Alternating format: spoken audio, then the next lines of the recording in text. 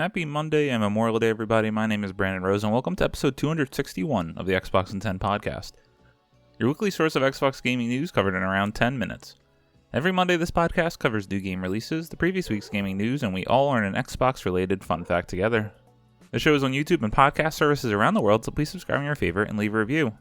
Xboxin10.com, no numbers, is your quick source for links to all of our podcast destinations, and social media profiles, which you can follow at Xboxin10. The big games out last week were System Shock Remastered and Hellblade 2 Senua's Saga. The games coming out this week include Capes, Lesson Learned, Terminal 81, Asher, Blade of the Monolith, Horizon Chase 2, Humanity, Phantom Fury, Umbra Claw, F124, Hypercharge Unboxed, Ovoid Console Edition, New Lands, Pool Party, Project 13, Skeller Boy, and To the Sky. Now on to last week's biggest news stories, we have 5 to cover this week. Number 1, Call of Duty Black Ops 6 announced as a dark new chapter in the franchise. Sean Carey at True Achievements writes, more Call of Duty achievements are on the way as Activision has now officially announced the next game in the Xbox first-person shooter series. Activision says Call of Duty Black Ops 6 is a, quote, dark new chapter of the Black Ops franchise, end quote, and that a full reveal will follow after the Xbox game showcase on June 9th. The confirmation comes after several teases from Activision over the past 24 hours. A previous report suggested that this year's Call of Duty will be set during the Gulf War, and that looks to be correct. The folks over at Charlie Intel spotted the word Gulf in one of the new teaser images from Activision. Treyarch and Raven Software have also confirmed that there are studios working on Call of Duty Black Ops 6. So we knew this when they pretty much put out that teaser image associated with the unknown direct that would follow the Xbox showcase, but it is now confirmed, alas, Call of Duty Black Ops 6. And I love that they're trying to take it in a dark new chapter of the franchise. People that were also trying to look through some of the images they have posted also noticed the dates 2001. Are they going to tackle 9/11? That would be very, very interesting to me if they handle it correctly. But I'll also be pretty surprised if they do, given how controversial that will and could be. Number 2. Next Doom game has a name will be revealed at the Xbox Game Showcase report. Michael Kripe at IGN.com writes, Bethesda and id Software's next Doom game is reportedly called Doom the Dark Ages, and it's expected to be revealed at next month's Xbox Game Showcase, according to Insider Gaming. A report from the site says fans will see the next entry in the classic first-person shooter franchise when Microsoft holds its gaming event on June 9th. It adds that the title has been in development for at least 4 years, and judging by early details from last year, it may feature a medieval theme. id's next mainline Doom game has been rumored for years, though it had been called a different name in the past. Leaked Microsoft court documents from 2023 revealed something known as Doom Year Zero.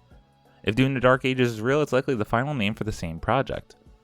While Bethesda has never officially confirmed that such a project exists, a recent IDKFA trademark filing from ZeniMax Media has many fans hoping an announcement could be on the horizon.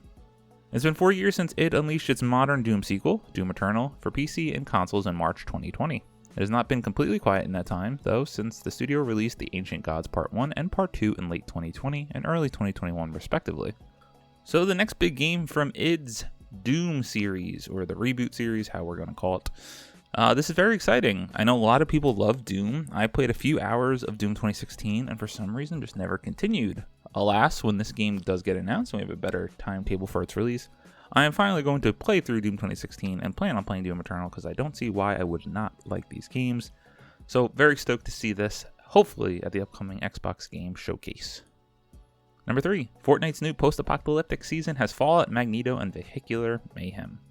Andrew Webster at The Verge writes, out with the gods, in with a post-apocalypse. After some teasing, Fortnite just launched its latest Battle Royale season. We're up to Chapter 5, Season 3, and it's heavily inspired by Mad Max and Fallout, in fact. Fallout is part of it. It's called Wrecked, and it introduces a new wasteland region, a larger focus on vehicular combat, and for some reason, Magneto. First up, let's talk about the island itself. In the game's fiction, a massive sandstorm rolled in, completely changing the southern section of the map. There are 3 new locations: a refinery called Redline Rig, a vehicular arena called Nitrodome, and a beach area called Brutal Beachhead. To go along with them are the Wasteland Warriors, which are basically the season's boss characters, with names like the Machinist and Ringmaster Scar. Also, there are 2 new war buses patrolling the island, which players can hijack and take over. It appears there are 2 main gameplay updates. One is a substance called Nitro, which you can either drink or use on your vehicle. It'll make players faster, stronger, and reload quicker, while cars will go faster, consume less gas, and be able to ram with increased power. To go along with this, vehicle mods are back. so you can outfit your car with gun turrets, bulletproof tires, and more. And since Fallout is now part of the Fortnite universe, Nuka-Cola is being added to the game. Drinking it will replenish health and slowly build your shield.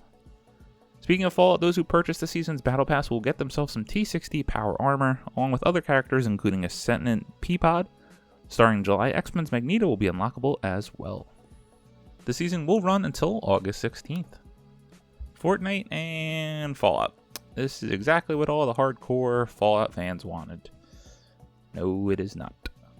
But nonetheless, seems pretty cool coming to Fortnite. Everything comes to Fortnite. Number 4, Microsoft reportedly approves new game from Hellblade 2 developer Ninja Theory. Wesley Impel at IGN writes, Microsoft has reportedly approved a new game from Hellblade 2 developer Ninja Theory and has no plans to close the studio. Windows Central reports that this new game from Cambridge, UK-based developer is in addition to Project Mara. They already announced upcoming psychological horror game that takes place entirely in a single upscale apartment. There are no plans whatsoever to close the studio anytime soon, Windows Central added. IGN has asked Microsoft for comment. Microsoft today released Ninja Theory's Hellblade 2 4.5 years after it was announced and 6 years after Microsoft bought the studio, bringing it into Xbox Game Studios' fold. So this is very good to see and hear if it is all true. Obviously things can change, but what is true is Ninja Theory cannot wait as long between games. This is not why Xbox purchased them. They need to get more output, and I cannot wait to see what they could do with a psychological horror game in Project Mara. That has me very excited. And number 5, Microsoft is adding Copilot AI into Xbox and PC games. Heidi Nicholas at True Achievements writes, You might soon have a helping hand as you go after Minecraft achievements. Microsoft has demonstrated how its AI system will work in Xbox games like Minecraft, with players able to ask questions and have Microsoft's Copilot guide them. Microsoft displayed its Copilot AI system at its latest press event, according to Windows Central's Desh Gordon, who explained that Minecraft was used as an example for how Copilot would function in video games in general, with the player apparently asking questions about crafting. The Copilot system was able to look at his inventory and comment in detail what he had the right materials for, a handle but not the blade, before explaining what materials might work. Microsoft Copilot will apparently be used in other video games, and Windows Central has another example of some questions players might be able to ask Copilot in Sea of Thieves, such as how to find certain locations or solve specific riddles. In the latest development in what feels like an unstoppable march towards more extensive AI capabilities, as Gordon notes, asking questions like this in-game could mean you don't need to take a quick pause to look something up. Perhaps it'll even stop overly eager video game protagonists on helpfully hinting at what you might need to do before you even turn around to see the puzzle in question, looking at you, Cal. Or the slightly insulting moment when the game's tired of waiting asks if you need some help. I wanted to highlight this at the end of the show because this is where the future of gaming is going, and Microsoft is certainly trying to lead that in a big way in their partnership with OpenAI and through their own Copilot. Some of the stuff is cool, but a lot of it is pretty scary. As always, we end our show with a fun fact about Xbox, and IGN had a story this week, so credit to them. If you wanted to play all the Call of Duty games in chronological order, this is how you would do so, since we led off with Call of Duty Black Ops 6 officially being announced. So, number 1, Call of Duty 2003. Number 2, Call of Duty 2 2005. Number 3, Call of Duty World at War 2008. Number 4, Call of Duty 3 2005. Number 5, Call of Duty World War II 2017. Number 6, Call of Duty Vanguard 2021. Number 7, Call of Duty Black Ops 2010. Number 8, Call of Duty Black Ops Cold War 2020. Number 9, Call of Duty Black Ops 2 2012. Number 10, Call of Duty 4 Modern Warfare 2007. Number 11, Call of Duty Modern Warfare 2 2009. Number 12, Call of Duty Modern Warfare 3 2011. Number 13, Call of Duty Modern Warfare 2019. Number 14, Call of Duty Modern Warfare 2 2022. Number 15, Call of Duty Modern Warfare 3 2023. Number 16, Call of Duty Ghosts 2013. Number 17, Call of Duty Advanced Warfare 2014. Number 18, Call of Duty Black Ops 3 2015. And number 19, Call of Duty Infinite Warfare from 2016.